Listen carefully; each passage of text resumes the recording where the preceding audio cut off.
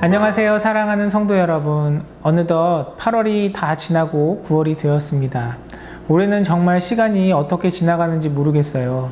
이번 한 달도 하나님께서 베풀어 주시는 은혜 가운데 성도님들의 삶에 감사와 찬양이 넘치시길 간절히 소원합니다. 여러분, 말씀 묵상을 들으실 때 혹은 예배를 드리실 때 하나님께 어떤 말씀을 듣기를 기대하십니까? 하나님께서는 말씀을 통해 우리에게 때로는 위로하기도 하시고 때로는 우리에게 힘이 되는 그런 말씀을 주시기도 합니다. 오늘 본문에 보면 하나님께 경배하기 위해 나온 사람들이 있었는데 그들에게 주신 하나님의 말씀에 대해서 이야기하고 있습니다. 그것이 무엇인지 함께 살펴보기를 원합니다. 함께 나눌 하나님의 말씀은 예레미야 26장 1절에서 15절까지의 말씀입니다. 요시아의 아들 여호야김이 유다 왕이 되어 다스리기 시작할 무렵에 주님께서 예레미야에게 이렇게 말씀하셨다. 나 주가 말한다. 너는 주의 뜰에 서서 내가 너에게 전하라고 명한 모든 말을 유다의 모든 성읍에서 주의 성전에 경배하러 오는 사람에게 한마디도 빼놓지 말고 일러주어라. 혹시 그들이 그 말을 듣고서 각자 자신의 악한 길에서 돌아설 수 있지 않겠느냐. 그러면 내가 그들의 악한 행실 때문에 그들에게 내리기로 작정한 재앙을 거둘 것이다. 너는 나 주가 한 말을 그들에게 이렇게 일러주어라. 너희가 내가 너희에게 준 법에 따라서 순종하여 살지 않으면 내가 거듭하여 보내고 너희에게 서둘러서 보낸 내 종 예언자들의 말을 너희가 듣지 않으면 내가 이 성전을 실로처럼 만들어버리고 이 도성을 세상 만민의 저주거리가 되게 하겠다. 제사장들과 예언자들과 온 백성은 예레미야가 주님의 성전에서 선포한 이 말씀을 다 들었다. 이와 같이 예레미야가 주님의 명대로 모든 백성에게 주님의 모든 말씀을 선포하니 제사장들과 예언자들과 모든 백성이 그를 붙잡고 소리질렀다. 너는 반드시 죽고 말 것이다. 어찌하여 내가 주님의 이름을 빌려 이 성전이 실로처럼 되고 이 도성이 멸망하여 여기에 아무도 살 수 없게 된다고 예언하느냐. 그러면서 온 백성이 주님의 성전 안에 있는 예레미야를 치려고 그 주위로 몰려들었다. 유다의 고관들은 이 소문을 듣고 왕궁에서 주님의 성전으로 올라가 주님의 성전 새 대문 어귀에 앉았다. 제사장들과 예언자들이 그 고관들과 온 백성에게 말하였다. 이 사람은 사형 선고를 받아야 마땅합니다. 여러분이 직접 귀로 들으신 바와 같이 그는 이 도성이 멸망한다고 예언을 하였습니다. 그러나 예레미야는 모든 고관과 온 백성에게 이렇게 대답하였다. 여러분이 들으신 모든 말씀대로 이 성전과 이 도성의 재앙을 예언하라고 주님께서 나를 보내셨습니다. 그러므로 이제 여러분은 자신의 행동과 행실을 바르게 고치고 여러분의 하나님이신 주님의 말씀에 순종하십시오. 그러면 주님께서 여러분에게 내리시겠다고 말씀하신 재앙을 거두실 수도 있을 것입니다. 나는 여러분의 손에 잡혀 있으니 여러분이 보시기에 좋으신 대로 옳다고 생각되는 대로 나를 처리하십시오. 그러나 이것만은 분명히 알아두십시오. 여러분이 나를 죽인다면 자신과 이 도성과 이 도성의 주민은 무죄한 사람의 피를 흘린 죄값을 받을 것이니 이는 이 모든 말씀을 여러분의 귀에 전하도록 나를 보내신 이가 바로 주님이시기 때문입니다. 오늘 본문은 남유다의 18대 왕인 여호야김의 시대를 배경으로 하고 있습니다. 여호야김은 하나님께서 기뻐하시는 그런 선한 왕은 아니었습니다. 지도자가 선하지 않았으니까 당연히 그 당시를 살아가던 대부분의 백성들의 모습 역시도 하나님의 보시기에 선할 수가 없었겠죠. 그래서 하나님께서는 예레미야에게 다음과 같이 하나님의 뜻을 전하도록 명령하십니다. 너는 나 주가 한 말을 그들에게 이렇게 일러주어라. 내가 너희에게 준 법에 따라서 순종하여 살지 않으면 내가 거듭하여 보내고 너희에게 서둘러서 보낸 내 종 예언자들의 말을 너희가 듣지 않으면 내가 이 성전을 실로처럼 만들어버리고 이 도성을 세상 만민의 저주거리가 되게 하겠다. 하나님께서는 이스라엘 백성들이 계속해서 하나님께서 주신 법에 순종하지 않으면 성전을 실로처럼 만들어버리고 또 이 도성을 세상 만민의 저주거리가 되게 하겠다고 이야기하고 계십니다. 실로는 예루살렘 성전이 지어지기 전에 언약궤가 있던 곳이었습니다. 언약궤는 이스라엘 백성을 인도하시는 하나님의 임재를 상징했습니다. 요단강을 건널 때에도, 그리고 여리고성을 무너뜨릴 때에도 이스라엘 백성들은 언약궤를 앞세우고 그 뒤를 따랐습니다. 그런 언약궤가 있던 곳이 바로 실로입니다. 그런데 그 하나님의 임재를 상징하는 언약궤가 있던 거룩한 곳, 그곳 실로가 블레셋에게 침공되어서 완전히 파괴되고 언약궤마저 빼앗기는 사건이 일어납니다. 하나님께서는 예레미야를 통해서 그때의 그 뼈아픈 기억을 상기시키십니다.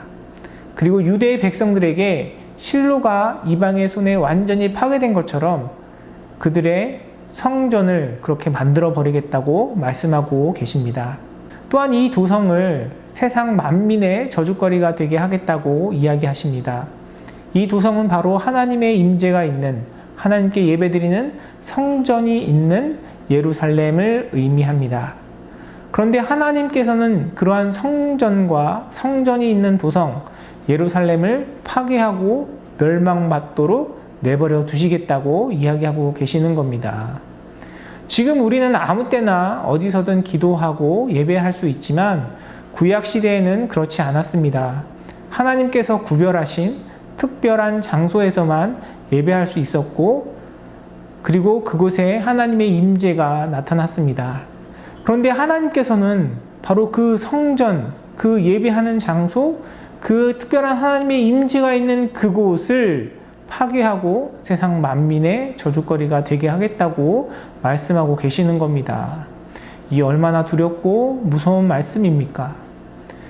그런데 하나님께서 이 저주의 말씀을 이방 사람들이나 하나님을 모르는 자들, 그런 사람들에게 선포하라고 이야기하신 것이 아닙니다. 나 주가 말한다. 너는 주의 뜰에 서서 내가 너에게 전하라고 명한 모든 말을 유다의 모든 성읍에서 주의 성전에 경배하러 오는 사람에게 한마디도 빼놓지 말고 일러 주어라. 이 저주의 말씀은 하나님께 예배하러 오는 사람들에게 선포된 말씀입니다. 요즘 팬데믹으로 인해서 함께 모여드리기 어렵고 또 많은 환경과 상황의 제약들이 있습니다. 그런 상황 속에서도 지난 주일날 우리가 함께 드라이브인 예배로 하나님께 예배 드렸습니다. 우리는 어떻게 해서든지 하나님께 예배 드리기 위해서 힘쓰고 애쓰고 발버둥 치고 있는데, 그렇게 예배하러 모인 상황 속에서 하나님께서 이렇게 말씀하신다고 한번 생각해 보세요. 다 때려쳐! 필요 없어! 내가 너희가 예배 드리는 그 교회, 그 건물 다 없애버릴 거야! 이렇게 말씀하신다고 한번 생각해 보십시오.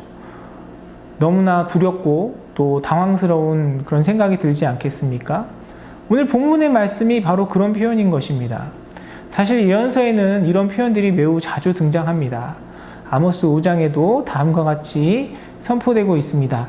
나는 너희가 벌이는 절기 행사들이 싫다. 역겹다. 너희가 성회로 모여도 도무지 기쁘지 않다. 너희가 나에게 번제물이나 곡식제물을 바친다 해도 내가 그 제물을 받지 않겠다. 너희가 화목제로 바치는 살찐 짐승도 거들떠보지 않겠다. 시끄러운 너의 노랫소리를 나의 앞에서 집어치워라. 너의 검은고 소리도 나는 듣지 않겠다. 하나님께서 선지자를 통해서 백성들에게 주시는 말씀은 그들의 예배가 기쁘지 않으시다는 겁니다. 꼴보기 싫다는 겁니다. 다 때려치우라는 겁니다. 하나님께서 왜 그러셨을까요? 우리 기독교 신앙에 있어서 예배는 절대 빠질 수 없는 아주 중요한 것입니다. 많은 믿음의 선조들이 정말로 그 예배를 지키기 위해서 목숨을 걸어가며 싸웠습니다. 그런데 하나님께서는 경배하러 온 자들에게 심판을 말씀하고 계시는 겁니다. 그 이유가 무엇일까요? 그 이유에 대해서 4절과 5절의 말씀은 이렇게 이야기합니다. 너는 나 주가 한 말을 그들에게 이렇게 일러주어라. 너희가 내가 너희에게 준 법에 따라서 순종하여 살지 않으면 내가 거듭하여 보내고 너희에게 서둘러서 보낸 내 종 예언자들의 말을 너희가 듣지 않으면, 하나님의 법에 순종하지 않고 하나님의 말씀을 전하는 예언자들의 말을 듣지 않았기 때문이라고 본문은 이야기합니다. 하나님을 믿는 자로 우리는 당연히 하나님께 예배를 드려야 합니다. 뉴노멀의 시대, 팬데믹의 시대를 살아가고 있는 요즘 사실 예배를 잘 드리는 것만으로도 너무나 귀한 신앙이라고 이야기할 수 있습니다. 그러나 말씀은 그것으로 충분하지 않다고 이야기합니다. 그게 다가 아니라고 이야기합니다. 우리가 예배로 모이는 것보다 더 중요한 것이 있다고 이야기합니다. 그것은 하나님의 말씀을 지키는 것입니다. 하나님의 뜻대로 살아가는 것입니다. 예배에 나와 앉아있는 것만을 요구하는 것이 아니라 우리가 주님을 예배하는 참된 예배자로 살아가기를 하나님께서는 우리에게 요구하고 계십니다. 예배라는 공간, 그 자리에 나와서 앉아만 있는 것이 아니라 예수 그리스도가 나의 유일한 구세주이시며 나의 주인이심을 고백하고 그분의 인도하심을 따라 순종하며 동행하는 삶, 그런 삶을 살아가는 예배자들이 모여서 함께 주님을 경배하고 찬양하는 것이 진정 주님께서 원하시는 예배의 모습입니다. 단순히 사람들이 모여서 예배의 형식과 모양만 갖춘 그 예배를 하나님께서는 기뻐하지 아니하십니다. 그래서 비록 유다의 백성들이 하나님을 경배하기 위해서 주의 성전에 모였지만 하나님께서는 예배자로서 살아가지 않는 그들에게 예레미야를 통하여 하나님의 임재와 영광을 나타내셨던 성소마저도 파괴하시겠다라고 심판의 말씀을 하고 계시는 겁니다. 사랑하는 성도 여러분, 우리의 삶을 돌아보길 원합니다. 여러분은 어떤 모습으로 주님 앞에 예배를 드리고 계십니까? 예수 그리스도를 믿는 그 믿음의 자녀로서 어떤 삶을 살아가고 계십니까? 우리의 매일의 삶을 통하여 주님께 내어드리는 묵상의 시간 가운데 우리를 향한 주님의 메시지가 혹시 유다의 백성들에게 선포되었던 그 진노의 말씀은 아닐까요? 오늘 우리에게 주신 이 말씀 가운데 우리가 주님 앞에 참된 회개의 심령으로 나아가기를 소원합니다. 우리의 연약함과 죄악을 주님께 온전히 고백하고 우리의 중보자 되시는 예수 그리스도의 보혈의 공로를 힘입어 주님께 나아가는 저와 여러분이 되기를 원합니다. 우리의 연약함 가운데 능력이 되어주시는 성령님을 의지하여서 하나님께서 기뻐하시는 참된 예배자의 삶을 이루어가길 소원합니다. 하나님을 경외함으로 우리 매일의 삶 속에서 하나님의 뜻에 순종하며 하나님께서 기뻐하시는 삶의 예배를 회복하는 저와 여러분의 삶이 되시기를 주님의 이름으로 축원합니다. 기도하겠습니다. 살아계셔서 역사하신 아버지 하나님 은혜를 감사드립니다. 하나님,